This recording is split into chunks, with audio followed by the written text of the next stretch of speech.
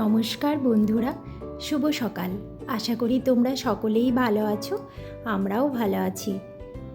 Baby creates চ্যানেলের একটা নতুন সকালের নতুন ভিডিওতে তোমাদের সবাইকে স্বাগত। আজকের বারটা হলো শুক্রবার, আর এখন ঘড়িতে বাজে এই 5:15 ধরো। আমি উপরে এসেছি ছাদে, তো এখন 5:30 হবে, কারণ আমি তো ভোর 4টের সময় উঠেছি। আর নিচে কিছু কাজও ছিল, সেই কাজগুলো সেরে নিলাম। আর এরই মধ্যে আমি কলের জল এসেছিলো, তো সেটাও নিয়ে নিয়েছি। তারপর স্নান করে ছাদে এলাম। আর দেখো, গাছে আজকে অনেকগুলি জবা ফুল ফুটেছে। তো চলো, ঠাকুরঘরটা তো পরিষ্কার হয়ে গেছে, এবার ফুলগুলো আস্তে আস্তে তুলে নিই। আর দেখো, কত কলকে ফুলও ফুটেছে। আর এইখানটাতে না দুটো কলকে গাছ আছে, একটা হলুদ আছে আর একটা এই কালারটা আছে। তো চলো, ফুল দিয়ে আমার ঠাকুরদেরকে ভালো করে সাজিয়ে নিলাম। আর আমার পুজোও হয়ে গেল। তো এবারে নিচেই যেতে হবে, কারণ সোনুর জন্য টিফিন করা আছে। আজকে তো সোনুর স্কুল আছে, তো সোনুর জন্য টিফিন করব। আর এদিকে নিচে এসে প্রথমে তো গ্যাসটা মুছে নিলাম, আর তার সঙ্গে গ্যাসের ওই জায়গাটাও ভালো করে মুছে নিলাম। আর তারপর রুটিগুলো আগে করে নিলাম। আজকে যেন সোনুকে রুটি দেব, তাই রুটিগুলোই করলাম। আর এরই মধ্যে ভাতটাও বসিয়ে দিয়েছি, কারণ সোনুর বাবার আবার অফিস আছে, তাই ভাতটাও বসিয়ে দিলাম। আর এই দিকে সোনুর জন্য রুটি দেব, তো অল্প সবজিও করে নিলাম। আসলে সোনুর পয়লা বৈশাখে খেয়েছিল অনেক কিছু, তো সেই কারণে শরীরটা খারাপ হয়েছিল। তো সেই জন্য বৃহস্পতিবার আবার স্কুল যেতে পারেনি, তো তাই আজকে যাচ্ছে। তাই ভাবলাম আজকে রুটি দিই, কারণ পরোটা বা অন্য কিছু যা লুচি টুচি কিছু খেলে আবার শরীর খারাপ করে যায় যদি, তাই আজকে রুটিই দিলাম। এরই মধ্যে সোনুর টিফিনটা রেডি করে ওকে ভরে দিলাম ব্যাগে। আর এই যে সোনু স্কুল যাওয়ার পর আমি আমার শাশুড়ি মা আর আমার বরের জন্য চা করে নিলাম। চাটা করে ওদেরকে দিয়ে দিলাম। আর এই যে ডালটাও বসিয়ে দিলাম। আর এদিকে ভাতটা 1 ফুট হয়ে গেছে, তো নামিয়ে রেখে দিয়েছি, আর একবার ফোটাবো। আর এদিকে ডালটা বসিয়ে দিয়েছি। আর ওইদিকে তোমার ডাঁটা বেগুন আলুর তরকারি করব সর্ষে বাটা দিয়ে, তো সেইটাও চাপিয়ে দিলাম। আর এটা হতে হতে আমার ধরো চা খাওয়াও হয়ে যাবে। আসলে জানো, আগে সবজিটা আমি রাতেই কেটে রাখতাম, তো এখন রাতে কাটি না, কারণ রাতে কেটে রাখলে দেখবে কালো কালো মতো হয়ে যায়। তো সেই কারণে একটু সকালে করে উঠলেই দেখবে কাটা হয়ে যায়। তো পুজো করে নেমে এসে সবজিটা কেটে নিয়ে তারপরে বসাই সব কিছু। তো এই যে ডাঁটা বেগুন আলুর সবজিটাও আমার হয়ে গেল। আর এইগুলো জানো, ছট পেঁয়াজ তো অল্প ছিল, বেশি ছিল না। তো এগুলো অল্প ভেজে নেব জানো, অল্প নুন হলুদ মাখিয়ে আগে সেদ্ধ করে নিই নুন হলুদ দিয়ে। তো তারপরে সামান্য অল্প তেল দিয়ে ভেজে নিই। আর যদি নুন হলুদ না দিয়ে সেদ্ধ করি না, তো তেলটা একটু বেশি লাগে। তো সেই কারণে নুন হলুদ দিয়ে সেদ্ধ করে নিই, তারপরে ভেজে নিই হালকা তেল দিয়ে। আজকে যেন অল্প আম ডাল করব। তো আমটা আমি প্রথমে কুকারের ডালের সাথে দিইনি, তার কারণ আমার শাশুড়ি মা আবার বেশি টক খেতে পারে না। তো সেই কারণে আমি যখন ডালটা সাঁতলাই তখনই আমটা দিয়ে দিই। আসলে জানো, আমরা পয়লা বৈশাখ থেকে আম ডাল খাই, তার কারণ আমাদের এখানে গাজন হয়, তো বাবা বানেশ্বরকে আগে দেয়া হয়, তবে আমরা খাই। আর সোনু বাবা আম ডাল খেতে খুব ভালোবাসে। ও সরি, পয়লা বৈশাখ না, সংক্রান্তির দিন থেকে খাই। আর ওই যে এরই মধ্যে দিনের রান্নাটা হয়ে গেল, তো ভাবলাম রাতেরটাও করে নিই। রাতের জন্য অল্প করে কাঁচকলা আর কোপ্তাকারি করব।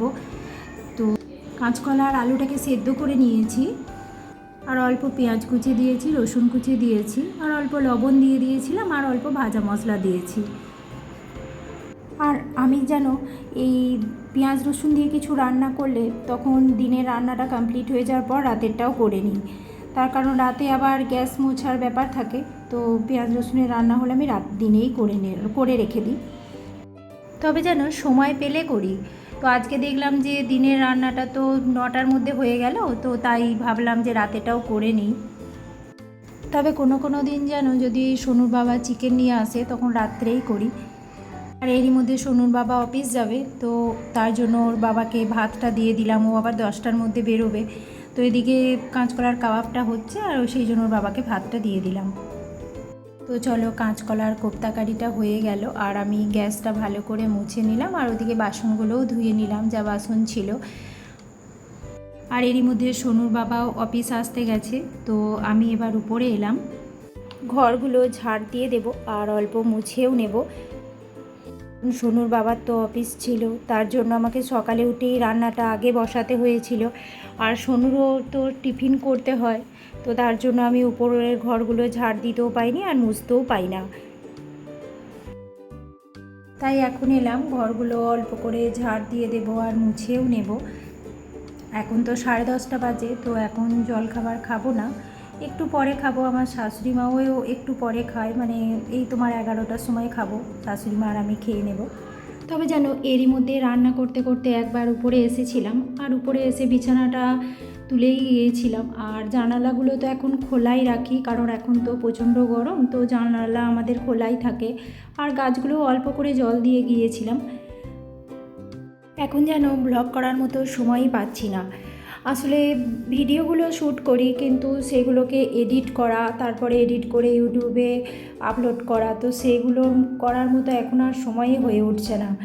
সোনুর তো এখন স্কুল খুলে গেছে, তো ওর স্কুলে প্রজেক্টের কাজে ওকে হেল্প করতে হয়। তাছাড়া বুকের মধ্যেও ধরো কোশ্চেন আনসার, সেগুলোর ব্যাপারেও ওকে অনেকটাই হেল্প করতে হয়। তো আমি যেটুকু সময় পাই ওই রাতটুকুর মধ্যেই আমাকে এডিট করতে হয়, তো সেই রাতটুকু তো ওকে পড়াতে বসাই, তো সেই জন্য আমার একদম সময় হচ্ছে না। আসলে দেখবে, প্রত্যেক মায়েরই এই ধারণা হয় যে মায়েরা যদি না পড়ায় ছেলেরা ভালো রেজাল্ট করতে পারবে না। কিন্তু সত্যি কথা বলতে কি, আমার ছেলে খুবই ভালো রেজাল্ট করে, অহংকার করে বলিনি, ও খুবই ভালো রেজাল্ট করে। কিন্তু তবুও ওই মনের মধ্যে হয় যে না, যদি আমি না দেখাই ও পারবে না। তো সেই কারণে ওর পড়ার পিছনে আমাকে অনেকটা সময় দিতে হয়। সংসারের বিভিন্ন কাজ করার মধ্যেও আমি ওকে বারবার পড়ারগুলো দেখিয়ে দিই ওর কাছে এসে এসে। এবার ঘর মোছা আমার হয়ে গেল। তো চলো বন্ধুরা, এখন ছাদে এলাম। ছাদের কিছু গাছগুলো তুলে আবার নতুন গাছ লাগাবো, তার জন্য এলাম ছাদে। আর এই যে দেখতে পাচ্ছ, এখানে কিছু দোপাটি চারা বেরিয়েছে। আর এগুলো কি একটা গাছ, জিনিয়া মনে হয়। তো এই গাছগুলো লাগিয়ে দেবো দেখি। কিছু অনেকগুলোই চারা বেরিয়েছে, তো সবগুলো লাগাবো না, অল্প লাগাবো। আর এই দেখো, এই গাঁদা চারাগুলো বেশ সুন্দর হয়েছে দেখতে। আর এখানেও কিছু বেরিয়েছে গাঁদা চারা, তো ওগুলোও দেখি লাগিয়ে দেব। আর এই যে গাছটা, এই বড় গাছটা তুলে দেব। এটা মনে হচ্ছে ফুল ধরবে না, তো এই গাছটা তুলে অন্য চারা লাগিয়ে দেব। এই গাঁদা গাছটাও কেমন শুকিয়ে গেছে, তো এটাও তুলে দেব।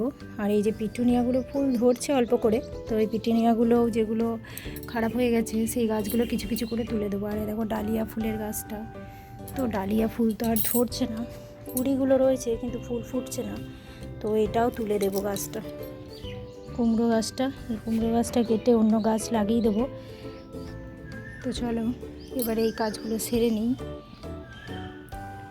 আর এই দেখো, পান গাছে গোবর সার দেওয়াতে পান পাতাগুলো বেশ বড় বড় হয়েছে, তাই না বলো? এই কিছুদিন আগে যেন গাছটা দেখছিলাম কেমন পাতাগুলো ছোট ছোট হচ্ছিল, তো এই গোবর সার দেওয়াতে গাছটা বেশ সুন্দর হচ্ছে। এবার এই গাছটা একটু ছেটে দেবো জানো এবার, কারণ এই গাছটা আর তো ফুল হবে না, তো সেই তো শীতকালে ফুল হয়, তো এটা ছেটে দেবো। আসলে কি জানো তো, এই লঙ্কা গাছগুলো হয়েছে, লঙ্কাও ধরেছে কটা, তো এই লঙ্কা গাছটা ছায়া হচ্ছে, রোদ তো খুব, তো সেই জন্য ছায়া হচ্ছে বলে আমি ভাবলাম পরে কাটবো, কিন্তু কিছু ডাল ছেটে দিতে হবে। ওদিকে যেন বর আবার এখনই ফোন করেছিল, তো ও তো অফিসে আছে, তো বারবার করে আমাকে বলল যে আমি যেন এত রোদে ছাদে গিয়ে না গাছ লাগাই। কিন্তু ওই যে মানে ভালো লাগা বা শখও বলতে পারো, তো প্রকৃতিকে প্রচণ্ড ভালোবাসি, আর সেই কারণেই তো গাছ লাগাতে, এত রোদের মধ্যেও চলে এসেছি ছাদে গাছ লাগাতে। আসলে সময় তো হয়ে উঠবে না, তো একটু সময় বাঁচিয়ে এই কাজগুলো সারি। আর একটা কথা তো সত্যি, দেখবে প্রকৃতিকে যদি ভালোবাসা হয়, তো প্রকৃতি আমাদের উজাড় করে সেই ভালোবাসা ফিরিয়ে দেয়। আর দেখো, আমরা তো একদিন হয়তো কষ্ট করে গাছটা লাগালাম, তো কিন্তু সেই গাছ থেকে যখন ফুল ফল বা সবজি হয়, তখন সেগুলোকে দেখে না আমাদের মন ভরে ওঠে। আসলে আমি যখন প্রত্যেকটা দিন সকালবেলায় ছাদে এসে দেখি যে গাছগুলোতে ফুল ফুটে আছে, তখন আমার খুব ভালো লাগে। আর সেই ভালো লাগাটাই আমাকে নতুন গাছ লাগানোর প্রতি আগ্রহটা বাড়িয়ে দেয়। এগুলো হলো ডালিয়া গাছের স্কন্দমূল, জানো তো। ডালিয়া গাছটা তুলে দিলাম, তো সেই মাটির নিচে দেখলাম কিছু স্কন্দমূল ছিল, তো সেগুলোই রোদে দিয়ে রেখে দেবো, তাহলে নেক্সট বছরে আমি আবার একটা গাছ লাগাতে পারবো। আগের বছর রেখে দিয়েছিলাম, জানো তো, কিন্তু আগের বছর এগুলো আমার শুকিয়ে গিয়েছিল, তাই এবছর আবার সোনুর বাবা নার্সারি থেকে কিনে নিয়ে এসেছিলো নতুন চারা গাছ। আর এই বীজগুলো দেখছো, এগুলো ওর সোনুর বাবা নিয়ে এসেছে ওর অফিস থেকে। এগুলো হলো ক্যালেন্ডুলা ফুলের বীজ, তো আমি ছড়িয়ে দিলাম, জানি না গাছ বেরোবে কি না, তো ছড়িয়ে দিলাম, দেখি বেরোয় নাকি চারা গাছ। আর এই দেখো, এবারে আমি শাক লাগাবো, তো লাল শাকের বীজ এগুলো ছড়িয়ে দিলাম গামলার মধ্যে মাটি ভরে। এটা আগের বছরও আমি লাগিয়েছিলাম, অনেক শাকই হয়েছিল, তো এবারেও দেখি হয় কি না। আর এই বীজগুলো জানো তো আগের বছরই রাখা ছিল, তো সেইটা দেখলাম যে এটা রয়েছে, যখন অল্প ছড়িয়েই দিই, তাই ছড়িয়ে দিলাম। চলো, এবার আমার সমস্ত গাছ লাগানো হয়ে গেল, আর অল্প করে জলও দিয়ে দিলাম, না হলে তো মারা যাবে গাছগুলো। তো চলো এবার নিচে যাচ্ছি, আর নিচে গিয়ে একটু জল খাবো। আসলে আমরা ফ্রিজের জল খাই না, জানো তো, তো সেই কলসি রাখা আছে, তো কলসির জলটাই খাবো। তার সাথে গ্লুকন-ডি দিয়ে দিয়েছি অল্প করে। আসলে ছাতুরও শরবত খেতে পারতাম, কিন্তু ছাতুর শরবত খেলে আর ভাত খেতে পারবো না, তাই গ্লুকন-ডিরই একটু শরবত করে খাচ্ছি।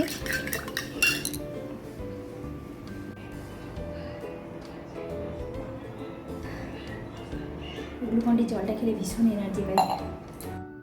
আর সোনুর জন্য জানো তো অল্প করে গ্লুকন-ডির জল করে স্কুলে নিয়ে যাই, তো ওকে যখন আনতে যাই, আর গ্লুকন-ডির জলটা খাইয়ে আমি ওকে স্কুল থেকে বাড়ি নিয়ে আসি। চলো এবার আর একবার স্নান করে নিলাম, কারণ এখন তো প্রচণ্ড গরম, তো আমি এমনিতেই দুবার করে স্নান করি, তো রান্না হয়ে যাওয়ার পর একবার করে নিই। আর এই যে জানালাগুলোও বন্ধ করে দিলাম, জানো, প্রচণ্ড রোদের তাপটা ঢোকে, তো সেই কারণে বন্ধ করে দিলাম। আর এই যে এবার সোনুকে আনতে যাব, তো তার জন্য রেডি হয়ে গেলাম, এবার বেরোবো। এই সময়টা রাস্তায় বেরোতেই যেন ভয় লাগে, কত রোদের জোর। এখন 1:30 বাজছে, 1:30তেই সোনুদের ছুটি হয়। তো চলো আজকের ব্লগটা এখানেই শেষ করলাম। তোমরা সকলে ভালো থাকবে, সুস্থ থাকবে, টাটা।